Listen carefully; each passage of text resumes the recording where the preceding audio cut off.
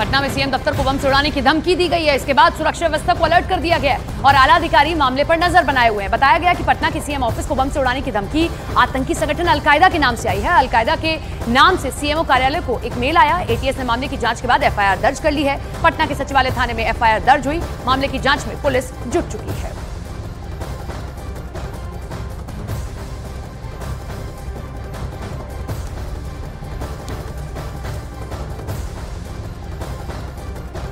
तो बड़ी खबर आप देख रहे हैं पटना से, जहां पर सीएम दफ्तर को बम से उड़ाने की धमकी मिली है। अलकायदा की ओर से यह धमकी भरा मेल आया है।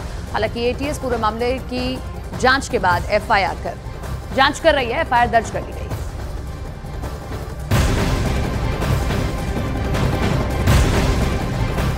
अयोध्या गैंगरेप केस में यूपी सरकार के सख्त एक्शन के बाद अब सियासत तेज हो गई है। एक तरफ समाजवादी पार्टी ने डीएनए और नार्को टेस्ट की मांग उठाकर केस को नया मोड़ देने की कोशिश की, तो वहीं दूसरी तरफ बीजेपी मुख्य आरोपी मोईद खान में समाजवादी पार्टी से रिश्तों को लेकर हमलावर है। लगातार आरोप प्रत्यारोप का दौर चल रहा है और दूसरी तरफ यूपी सरकार आरोपी मोईद खान की बेकरी पर बुलडोजर चलाने के बाद अब उसके एक शॉपिंग कॉम्प्लेक्स के कुछ अवैध हिस्सों को गिराने की तैयारी कर रही है।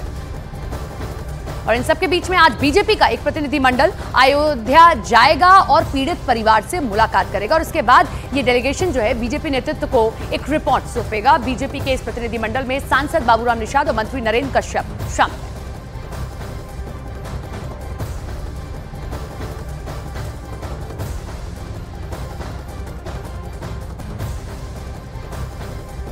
बड़ी खबर आप देख रहे हैं अयोध्या से, जहां पर कल बेकरी पर बुलडोजर चला और आज जो है बीजेपी का एक डेलीगेशन जिसमें राज्यसभा सांसद भी शामिल हैं, वो जो है जाएंगे अयोध्या, रेप पीड़िता से मुलाकात करेंगे, परिवार से मुलाकात करेंगे और जो भी रिपोर्ट आएगी उसको बीजेपी नेतृत्व को दिया जाएगा।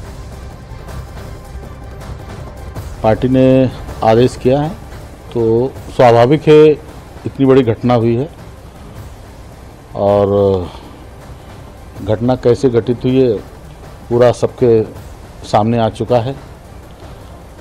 बहुत ही कुकृत्य किया है उस मस्त कन्या के साथ में। और जब वो घटना घटित कराने वाला समाजवादी पार्टी का नेता है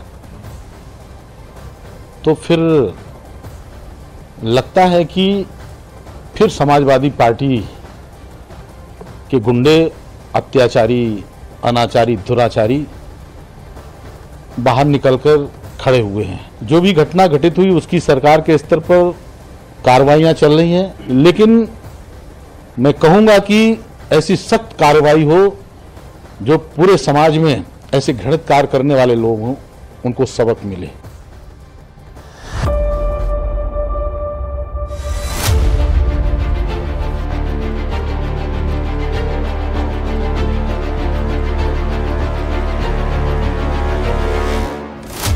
अयोध्या में नाबालिग से गैंगरेप मामले में पीड़ित परिवार से योगी आदित्यनाथ की मुलाकात के बाद से बुलडोजर गरज रहा है।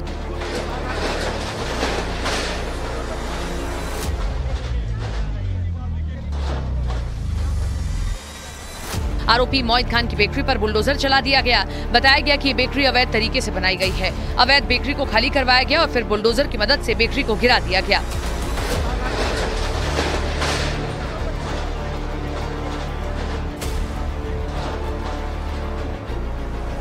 उधर गैंगरेप के आरोपी मोईद खान की बेकरी पर बुलडोजर की कार्रवाई के बाद अब उसे शॉपिंग कॉम्प्लेक्स पर भी कार्रवाई तेज हो गई है। खबर है कि कॉम्प्लेक्स के पीछे के एक हिस्से पर बुलडोजर की कार्रवाई होगी। यहाँ पे भदरसा में ये ग्राम समाज की ज़मीन थी, मतलब तालाब की ज़मीन थी और उसी पे यह अवैध निर्माण पाया था, जिसको एसडीएम सोहाल द्वारा जांच करके इसके संबंध में अपनी आख्या और अपनी रिपोर्ट प्रस्तुत की थी। और आप देख भी रहे हैं बगल में जो तालाब बना हुआ है उसी के तहत जो है ये कार्रवाई की गई है, ध्वस्तीकरण की। और कितनी अवैध संपत्तियां हैं इस संबंध में अभी जांच की जा रही है और जैसे जैसे संपत्तियों का पता चलेगा उसमें जो भी अवैध होगी तो उसमें विधिक और उचित कार्रवाई की जाएगी। मोईद खान का अवैध साम्राज्य मिट्टी में मिलने लगा तो समाजवादी पार्टी जाग गई और पिछले 4 दिन से मोईद खान की गिरफ्तारी पर चुप्पी साधे अखिलेश यादव डीएनए टेस्ट की मांग कर रहे हैं। अब अखिलेश यादव से सवाल पूछे जा रहे हैं कि क्या वो डीएनए टेस्ट के बहाने मोईद खान को क्लीन चिट दे रहे हैं। अखिलेश यादव जी आज पीडीए भूलकर इस मोईद खान को क्लीन चिट दे रहे हैं। कह रहे पहले डीएनए टेस्ट करवा दीजिए। क्या 12 वर्षीय बच्ची की बातों पर भरोसा नहीं है?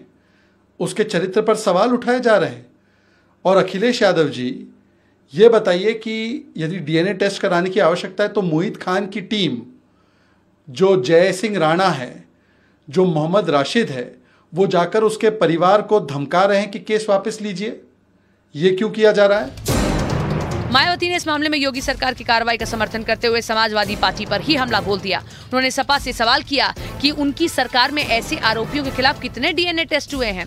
बीजेपी नेता राधिका खेड़ा ने भी अखिलेश यादव पर बड़ा हमला बोला और सोशल मीडिया पर लिखा, बोया पेड़ बबूल का आम कहां से होए। अयोध्या गैंगरेप मामले में डीएनए टेस्ट मांगकर अखिलेश यादव ने ये कहावत सच कर दी, नेताजी का शर्मनाक बयान याद करें, लड़के हैं गलती हो जाती है। इससे पहले समाजवादी पार्टी के सांसद अवधेश प्रसाद ने भी इस घटना में डीएनए टेस्ट करवाने की मांग कर दी। उन्होंने कहा कि पुलिस बिना किसी दबाव में आए दूध का दूध और पानी का पानी करे और किसी भी बेगुनाह को न फंसाया जाए। मेरा विनम्रता पूर्वक ऐसे लोगों से निवेदन है कि ये राजनीति का मोमेंट नहीं है, ये पॉलिटिक्स का नहीं है, संवेदना का है, दर्दनाक घटना है, उसको न्याय दिलाने में लगें और जो भी दोषी है उसके खिलाफ कार्रवाई की जाए, इनोसेंट को फंसाया न जाए और इसको और अच्छा आने के लिए डीएनए टेस्ट लगा लिया जाए। सरकार इस मामले में सख्त है और पूरी कार्रवाई ऐसे लोगों के खिलाफ सख्ती के साथ किया जाएगा। जो दरिंदे हैं उनको किसी भी सूरत में बख्शा नहीं जाएगा और सख्त कार्रवाई होगी। उधर कैबिनेट मंत्री संजय निषाद ने भी अयोध्या के महिला चिकित्सालय में रेप पीड़ित और उसके परिजनों से मुलाकात की और सदन के बाहर वो इसका जिक्र करते हुए इमोशनल तक हो गए। बस इतनी उम्मीद रखता हूं कि मैं अपने समुदाय का किस तरीके से उनका सुरक्षा दे सकता हूं, अपने समाज मैं नहीं होने देना चाहता हूं। मैं सभी पार्टी से अपील करूंगा, अत्याचारी का कोई जाति नहीं होता है। मैं समाज से अपील करता हूं कि ऐसे लोगों के खिलाफ खड़ा हो और अपने न्याय के लिए मेरा साथ दें। डीएनए जांच की मांग पर यूपी के डिप्टी सीएम केशव प्रसाद मौर्य ने बड़ा आरोप लगाया और कहा, बलात्कारियों को बचाना समाजवादी पार्टी की जन्मजात फितरत है।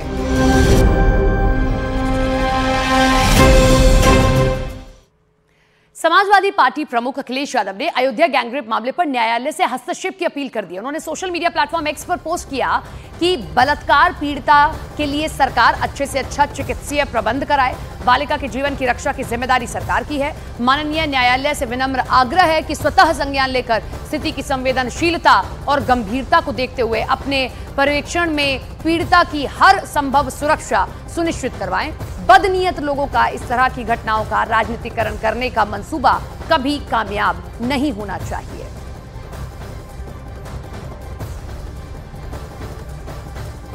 इधर समाजवादी पार्टी के नेता शिवपाल सिंह यादव ने अयोध्या गैंगरेप केस में बुलडोजर की कार्रवाई पर सवाल उठा दिए। उन्होंने इस घटना की निंदा करते हुए पीड़ित और आरोपी दोनों का नार्को टेस्ट करवाने की मांग कर दी। साथ ही इस मामले में बीजेपी पर हमला बोलते हुए मामले को तूल देने का आरोप लगा दिया, जबकि समाजवादी पार्टी के सवाल उठाने पर बीजेपी नेताओं ने भी जबरदस्त पलटवार किया है। तो ये इस तरह की अगर राजनीति करेंगे तो हम तो कहेंगे इनका तो नार्को टेस्ट करा लो। जितने भी हैं भारतीय जनता पार्टी के लोग और इस घटना से जुड़े लोग हैं जो कर रहे हैं, इनका सबका नार्को टेस्ट करा लें। मैं तो जो उसने कहा है पवन पांडे, मैं तो उसका समर्थन करता हूँ, उनका भी कराएं नार्को टेस्ट। और जितने भी भारतीय जनता पार्टी के लोग नार्को राजनीति का टूल दे रहे हैं, इनका सबका भी नार्को टेस्ट करा लिया जाए। प्रदेश जानता है कि समाजवादी पार्टी का इतिहास यही रहा है कि समाजवादी पार्टी के लोग, इनके पदाधिकारी और नेता अपराधियों को संरक्षण देने का काम करते रहे। लेकिन अखिलेश जी से अपेक्षा थी कि ऐसे कुकृत्य करने वाले, जघन्य अपराध करने वालों को संरक्षण देने की बजाय पार्टी से निकाल करके कठोर कार्रवाई है खुद ही अपनी ओर से आवाज़ देने का काम करेंगे। लेकिन अखिलेश जी, क्या आपने कभी अपने ज़माने में जो नामजद अपराधी है, मुख्य अभियुक्त है, जिसने पूरा अयोध्या, पूरा प्रदेश जान रहा है कि इनका पदाधिकारी है वो, जिसने उस नाबालिग लड़की के साथ कुकृत्य करने का काम किया, और उसको संरक्षण देने को तो डीएनए की बात कर। आप पूरा विश्वास करिए, पूर्ण विश्वास करिए, सपा बसपा नहीं। जो दोषी आदरणीय योगी जी के शासन में जो भी दोषी पाया जाता है, न उसको कोई बचा सकता है, न कोई उसको किसी प्रकार का उसके साथ सहयोग हो सकता है। वो सभी राज्य के कोई भी कानून के साथ छेड़छाड़ी करता है, कानून से खिलवाड़ करता है, आम जनता को तकलीफ देता है उसके खिलाफ सख्त से सख्त कार्रवाई होती है और कानून अपना काम करता है। इधर गैंगरेप के आरोपी मोहित खान की बेकरी पर बुलडोजर की कार्रवाई के बाद अब उसके शॉपिंग कॉम्प्लेक्स पर भी कार्रवाई तेज हो गई है। खबर यह है कि कॉम्प्लेक्स के पीछे के एक हिस्से पर बुलडोजर की कार्रवाई होगी।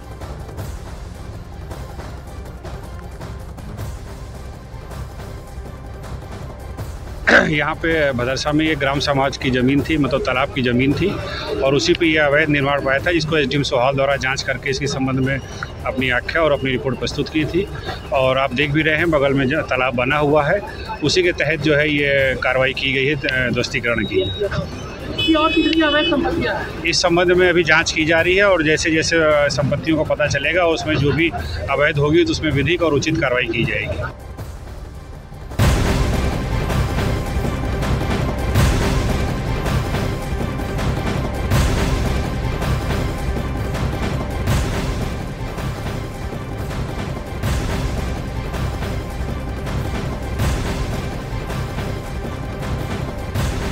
ये तस्वीरें हम आपको दिखा रहे हैं, यूं तो ये कल की तस्वीरें हैं, लेकिन अयोध्या में बड़ा एक्शन हो रहा है। जहां बुलडोजर एक्शन कल आपने देखा, आज बीजेपी का जो डेलीगेशन है वो जाएगा, रेप पीड़िता से मुलाकात करेगा। लेकिन इन सब से इतर एक अलग ही तरीके की राजनीति इस पर देखने को मिल रही है, जहां बीजेपी की सरकार यानी कि योगी सरकार ये कह रही है कि किसी को बख्शा नहीं जाएगा, चाहे वो कितना बड़ा आदमी हो। और मामला जो है समाजवादी पार्टी से इसलिए जुड़ गया क्योंकि जिस पर आरोप लगाया मोहित खान वो समाजवादी पार्टी का नेता है। तो मोहित खान के बचाव में कहीं ना कहीं समूची समाजवादी पार्टी आ गई है। चाचा शिवपाल यादव कहते हैं कि भाई ये गलत राजनीति की जा रही है, बुलडोजर के एक्शन तक को गलत उन्होंने बता दिया, डीएनए टेस्ट तक की मांग कर दी गई है। तो अखिलेश यादव ये कह रहे हैं कि हस्तक्षेप न्यायालय को करना चाहिए। इस वक्त की बड़ी खबर उत्तर प्रदेश से ही, जहां इटावा में एक्सप्रेसवे पर भीषण सड़क हादसा हुआ। हादसे में 7 लोगों की जान चली गई, 20 से ज्यादा लोग घायल बताए जा रहे हैं। एक डबल डेकर बस दूसरी गाड़ी से टकरा गई। बस में 60 से ज्यादा लोग सवार थे। इस हादसे का सीएम योगी ने भी संज्ञान ले लिया है और राहत बचाव कार्य में तेजी लाने के निर्देश दे दिए गए हैं।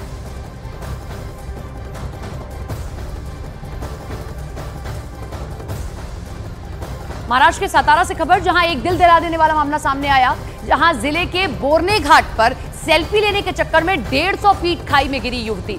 5 लड़के और 3 लड़कियां पर्यटन के लिए जा रही थी कि तभी एक युवती का सेल्फी लेने के दौरान पैर फिसला और वो सीधे खाई में जा गिरी। मौके पर मौजूद ट्रैकर्स ने जान की बाजी लगाते हुए लड़की को बाहर निकाला और उसे अस्पताल में भर्ती कराया।